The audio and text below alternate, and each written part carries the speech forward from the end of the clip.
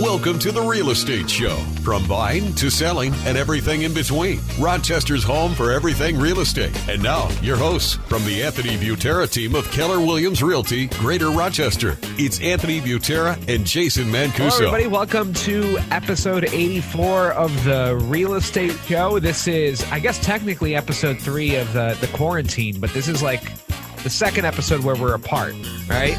Yeah. Zoom episode with the coronavirus stuff going on. And I saw you guys put out a big, important, Facebook memo. Yeah. Real estate in New York State.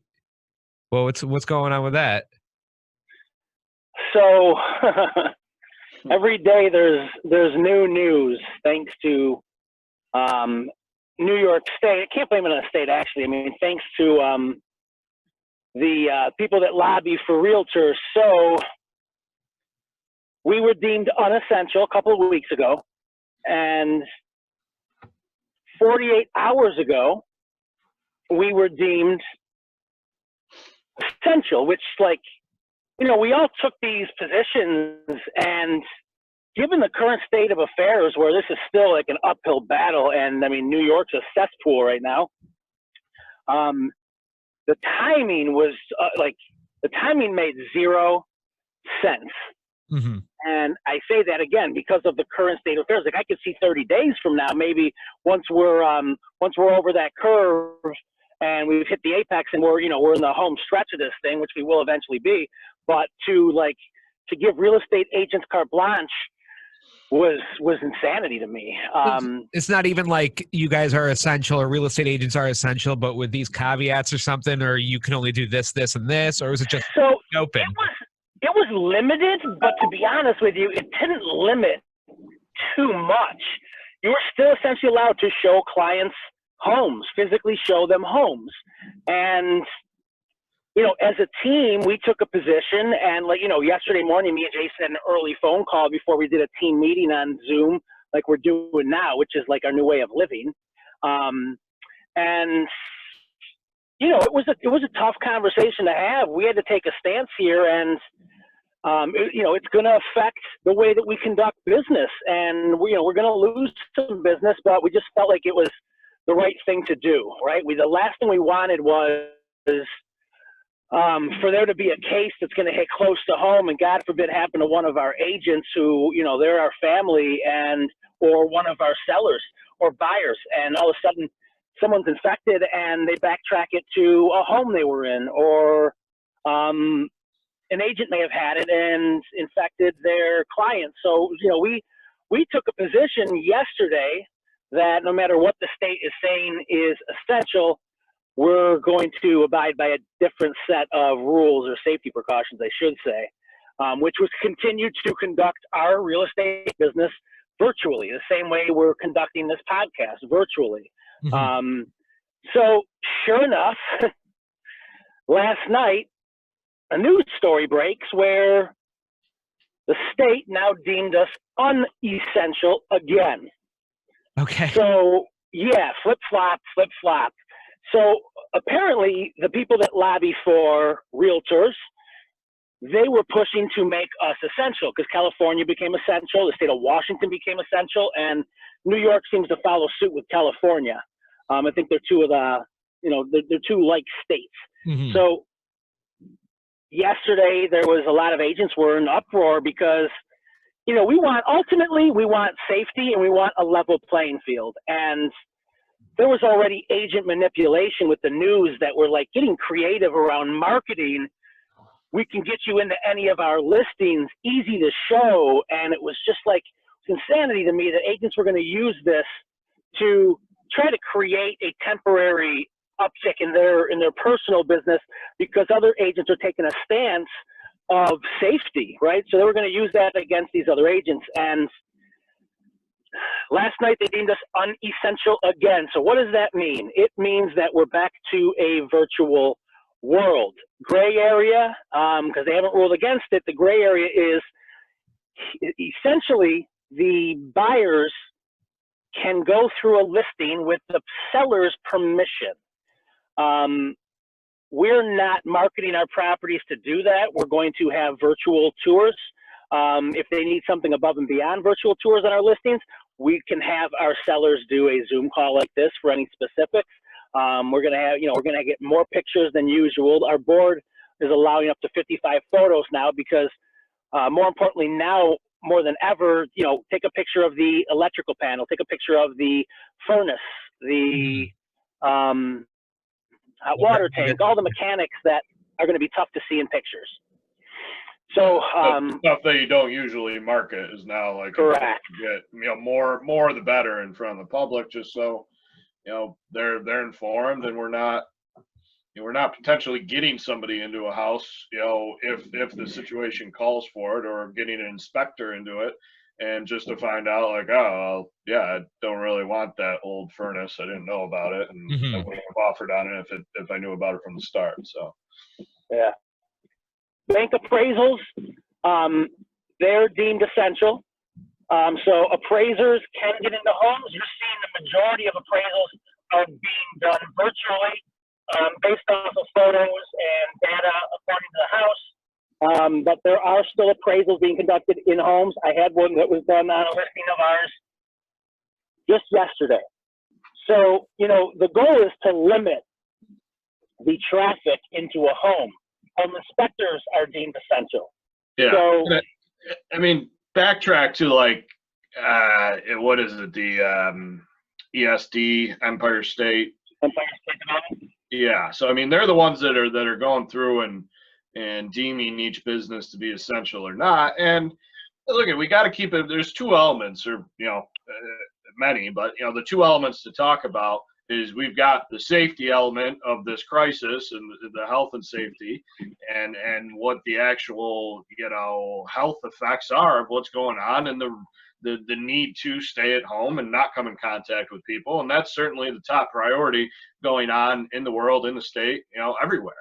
The other element is the financial side of it, so where people are hurting. I mean, another 6 million unemployment claims filed yesterday in the past week, bringing it to 10 million total since this, in a 2-week period. It's crazy historical numbers. So what the ESD is doing for the state is kind of handling. It's not like Governor Cuomo is the one to say, hey, realtors are we got to do something for them. I mean, ultimately, I think the way it works is he gets the final decision, but part of more of a process than just him kind of concerned about realtors at this point. So the governing bodies for our business, you mentioned lobbying. There's very much a lot of that takes place on an annual basis for certain aspects. And I think what happened with what's happened in the last couple of weeks in our industry is there's a concern that, okay, realtors can't show houses, they can't conduct business as usual. There's going to be a major hit to that industry. And there's 58,000 realtors in New York State, I think, something like that. It's a good sized industry. So I think the lobbying was purposeful to be cognizant of people's financial situation, but I just think the timing was off in terms of like, we're now heading to what everybody says is going to be the thick of the health and the safety crisis here in New York State, and the timing was just poor in that, okay, essentially let's interpret it this way. All right, you 58,000 realtors can go and take your multiple clients for each of you and start interacting with the public again. It's just not a prudent move right now, given the top priority of the health and safety type of stuff going on out there. So with this crisis, so it's like kudos for the lobbying efforts, working, but this may not even be a topic if it's 2 weeks from now and things are a little cooled down, or a month from now, whatever it is. But just with where we're at, kind of hitting the apex right now, I don't want to leave my house, I don't want to take clients. I don't want to take clients into somebody else's house. We don't know the history on anybody at this point. Yeah, so the Empire State, the message that they were getting was from brokers in New York State, because apparently there's an abundance of brokers that were pushing to make us deemed essential. And I think the brokers that were pushing for it, they were focused more on their personal finances than they were for the safety of their agents and their agents' clients, which inevitably are their clients. Yeah. And yesterday, when we were being essential, the backlash that came from the agents was astounding. I mean, the people were forming coalitions to fight this thing, and the agents got the word out, and it was received swiftly because they changed this thing in less than 24 hours. They've changed their tune on this, and good for them. It's not easy once you're fighting to make a big decision, and you leave egg on your face, but ultimately they make the right decision. Yeah. Nah, I mean, yeah, again, like great lobbying effort, just at the wrong time, unfortunately. Yeah. And I think, the crowd gathered in mass as far as our industry and said, what? No, I'm not comfortable with this. This is stupid. What are we doing? We shouldn't be doing this right now. And I think what we got to keep in mind is, realtors specific to the activity of showing a home with their client or going on a listing presentation with their client or a potential seller and having the face-to-face interaction does not make sense right now. But, our business, for example, we've already fully adapted to what is the new business as usual in that it's virtual. And it's not to, it'd be a totally different conversation if the ESD, the state, the governor, whatever, came out and said, look, there's not to be another real estate transaction or contract procured as of 2 weeks ago, that Sunday at 8 p.m. deadline. That's not what happened. It's still, look, you guys can conduct business. You can still help your buyers and your sellers because real estate as an industry is essential to the financial sector, like we talked last week. It's just face-to-face interaction and roaming through people's houses as usual can't happen right now. So it's not to say like the industry shut down, because it's not. I mean, we're in week 2 of it now, as far as like, not being out in the public, not showing homes, not going on listing presentations in person. And I gotta say, I'm surprised by the amount of business that's still being done. It's exceeded my expectations so far. So I mean, the people that need to do something right now, given the times, they're still able to do it. And let's talk about that. There is a lot of people like, there's a lot of people that before this started have already bought a home, and their plan was to sell the home once they got settled in, or once the timing, rolled around to where it was going to make sense to do so. Imagine being stuck with 2 houses that you own, or the notion of having to close on a home that you're buying and still owning another home that's not even on the market yet. I mean, that's kind of like what we're dealing with. There's still a good amount of situations out there that are deemed essential for the consumer to do a real estate transaction at this point. So we can still help and still help effectively. It's just, we got to use our head. Don't be out in public. Don't be showing houses. Don't be, meeting with anybody face to face. I actually saw some good news for Rochester and the real estate market through this. It's from Redfin. They did a survey of like the top 50 cities in the United States, and Rochester was number 1 to be least affected by the recession. Yeah, I saw that. Virus. And then also they said the reason is because we don't have a lot of tourism here. We don't have a lot of hospitality jobs. We don't have a lot of jobs that have to do with like the airlines and stuff. And because our housing is affordable, people are going to keep their houses. And they say that the housing market is looking to still be strong after this is all over. Speaks to the stability of the region that we're in. We're not going to see extreme highs. But, let's rewind back to 2008 with the overall housing crash, the last recession. We didn't really feel it too much. Mm-hmm. I'll be sensitive. I'm sure a lot of people did feel it. But overall, across the board, I mean, we didn't, we weren't the story of South Florida or California or Las Vegas or Phoenix or whatever, where like, you literally lost half of the value of your home. Yeah. We didn't increase any, but we didn't drop off a cliff.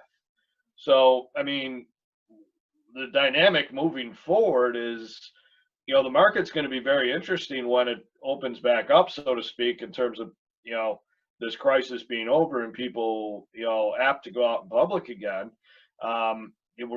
What's probably going to happen right off the start is there's going to be a lot of homes that are going to be listed right away. And that's going to somewhat shift the market from an extreme seller's market like we've been talking about for 2+ years now on this podcast to, somewhat of a buyer's market to begin with. And I'm talking like first week, first month, maybe. But then we're still probably left with the situation overall of that inventory shortage situation that's going to, come back. And I wish I had the crystal ball to say what it's going to be, right? But I'd probably predict that it's going to be a little more balanced than what it has been in the last 3-4 years. And I think that's what that article speaks to, is the stability of the market to be, in a balanced position versus, people losing their asses and the home value dropping, 50% like the last recession. And, who knows where this goes. This is different economically. This is different than we've ever dealt with in history. So for anybody to stamp their name on this is definitely what's happening, they don't know. We haven't been through this before. This is massive implications moving forward. And, it's good to have Rochester be noted as essentially a stable market, is what that article reads, which is great. Yeah, a lot of these cities are going to tough time bouncing back. If our current, let's just talk about the stock market. Like, if this wasn't caused mainly by this coronavirus, right, this would be the biggest recession since the Great Depression, right? So we're all hopeful, and I anticipate that the stock market's going to bounce back, which spills over to every industry. Consumer confidence, right? Yeah. Again, this is just massive stuff going on right now, economically, life-wise. I've stopped watching the news just because it's like it's tough, and who knows what the hell is legit at this point. Mm-hmm. But at the end of the day, I mean, let's not forget, that there's a lot of people that are going to be directly affected by this, whether it's a death in the family, as a worst case scenario, or a direct job loss. There's going to be, especially small businesses, there's statistics flying around that there's going to be a very significant hit to just these businesses that aren't able to open back up once things get back to normal, quote unquote. So we can't lose sight of what's going on out there. And I guess back to the topic of today is like, for there to be governing bodies that deem the public having the ability to A, go out in public, and B, enter other people's homes right now, it was just not a little off, very off. 2 weeks from now, who knows? I continue to be overly optimistic, probably to a fault at this point. But this conversation could change next week, 2 weeks from now, next month. Who knows? So don't listen to this show in May and get pissy because things are kind of back to normal in our industry a little bit. Yeah. It's just like right now, in the thick of it is the notion, and to roll this out to where it's go ahead, go start showing houses again. It's essential. Very, very insensitive by and I don't think it was necessarily on purpose to have this intent, but I think they just overlooked the timing of it, the powers that be that ultimately made that decision. And then, again, here we are 24 hours later to where we don't even have the official changes yet as of 1:00 on Friday. But I'm sure by the time this show gets rolled out and in the days to come, as people listen to it, there'll be, layers of changes instituted since, again, Friday, April 3rd at 1 o'clock. Mm-hmm. So, Yeah, there's so much confusion. I feel like Cuomo having to get on and taking at a different position, but like delivering new news, like ignore everything we said yesterday. Here's the reality of today, right? And I think the reporting, the scary reporting, the numbers, like yesterday's numbers astounded me. Like how many more deaths, how many more cases, how many more quarantines. Like the reality of the numbers of this virus are surfacing now. And I was looking forward to it because I knew it was going to happen. And the testing results, now there's an abundance of results. And we're going to get more of this, I anticipate, for a couple more weeks. And hopefully we're on the other side of it 3 weeks from now. And we're seeing a reduction in positive tests. Right. Mm-hmm. Yeah, I mean, it's, again, just the timing of it is the problem with what we're talking about. It's, we're starting to see the numbers, double, triple up in some cases by the day, and it's like, and you're telling us to go out in public and show houses? Mm-hmm. Yeah, not a great look. So, all right. Well, everything. Oh, go ahead, Anthony. Yeah, I was just saying, it's scary out there for a lot of people, and have some sympathy too for real estate agents. There's 3,000 of us in Rochester. I can tell you, as opposed to what people think that everybody that sells real estate's a millionaire. I can tell you right now that 90% of the agents in our area, they couldn't afford to take this financial blow. I mean, we're in the U.S. People live week to week, no matter how much they make. They find a way to spend it because they've been, life's been good financially here for a while now, and the cash flow has stopped, and we're independent contractors, so it's not as easy as just filing for unemployment like a W-2. There's a lot of data that we're still looking for that we don't have clarity on. So it's we're dealing with that, dealing with the consumers, and then trying to deal with safety first. It's a lot. It's not just real estate agents. I mean, the people are going through a lot right now. To that point, kudos to the industry in general for speaking up and taking a stance against this position of opening things back up, because the majority of realtors out there aren't killing it and making six figures, right? So to acknowledge that, okay, this is a hit for me financially, but the health and safety of the community and for myself, my family, if it's just to be selfish about it, rightfully so, it takes a precedent over whatever business I'm going to conduct financially. That was awesome to see what happened in the last 48 hours, just to see kind of our realtor community, gathered together to say, what are you guys, freaking crazy? Mm-hmm. And certainly we wanted to, be a part of leading the charge to establish our position to the public, to say, look, you're going to hear this in the news, but we ain't doing it. And if you don't like it, you're welcome to find another realtor who's willing to risk their life and their family and your health and safety to get you in, some house that you're probably not even going to want to buy anyway. Yeah. That's we're willing to walk away from some temporary business. We're not willing to walk away forever from their families. It's not worth it. Yeah. Well, a lot of changes, 48 hours made a huge difference with this. You can check out AnthonyButteraTeam.com, subscribe to the Real Estate Show there, and we'll, obviously try to keep everybody updated, Yeah, I'm sure next week will be totally different. Yeah, let's see what happens then. Thanks, Mark. Stay healthy, stay sane.